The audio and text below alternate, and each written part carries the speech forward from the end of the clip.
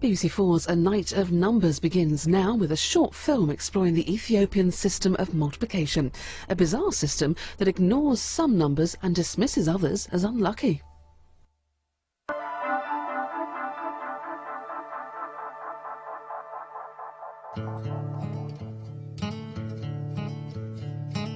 Could you imagine a world without fractions? A world where you could throw away your times tables?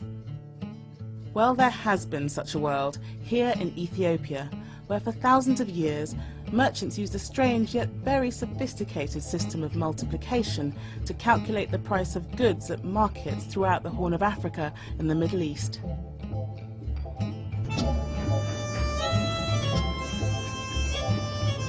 Today, the price of Ethiopian coffee is calculated on cash registers.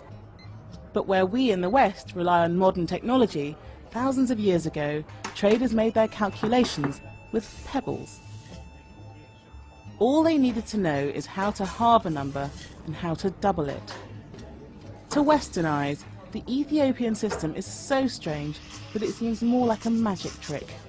To multiply 11 by 15, put the numbers into 2 columns. Keep halving the number on the left, ignoring all fractions. 11 becomes 5, becomes 2, until you reach 1. In the other column, you double. 15 becomes 30, becomes 60, becomes 120. Whenever an even number appears in the halving column, ignore the row. Group the remaining beans in the doubling column together and count. You get 165, the perfect answer. It seems unbelievable that a system can ignore fractions, even throw away parts of the calculation and still come up with the right answer. But it works every time. Take another example. When we multiply 31 by 25 using long multiplication, we multiply 31 first by 5 and then by 20 and add the results together. In Ethiopia, instead of multiplying by 5 and 20, they were effectively multiplying by 1, 8 and 16, just a different way to arrive at the number 25. By doubling a number, you're just multiplying by powers of 2. In our right-hand column, the number 31 has been multiplied by 1, then 2, then 4, then 8, and finally 16.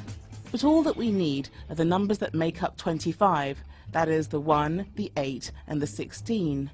And here's the clever bit. By crossing out the even numbers on the left, you're always left with the correct powers of 2 on the right. In this case, the 2 and the 4 disappear, leaving 1, 8 and 16. By breaking the multiplication into powers of 2, the calculation has been converted into base 2 arithmetic. Once the sum has been broken down, all that remains is a simple addition. It's a system that seems completely foreign to Western eyes, but in fact we use it thousands of times a day because it's this system that powers today's computers. So there are 3 ways in which this is written. Secondly, it's breaking multiplication down into a series of addition.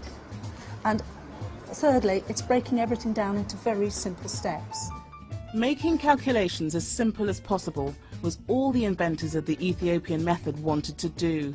The solution they came up with is central to the way we live today. The ways they perform their calculations are almost exactly the same as the working methods of a computer. Amazingly, it seems that centuries before the invention of computers, Ethiopian traders cracked the code that lies behind the modern age. To learn more about numbers, go to the Open University's website at open2.net.